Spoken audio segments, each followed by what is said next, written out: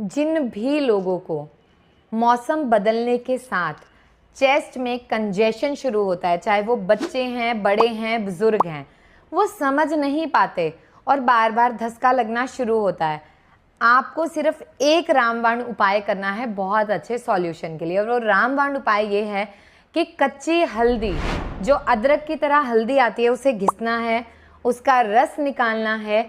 1 चम्मच कच्ची हल्दी का रस 1 कप गर्म पानी में सिप सिप करके पीना है सुबह खाली पेट और शाम को सोने से पहले।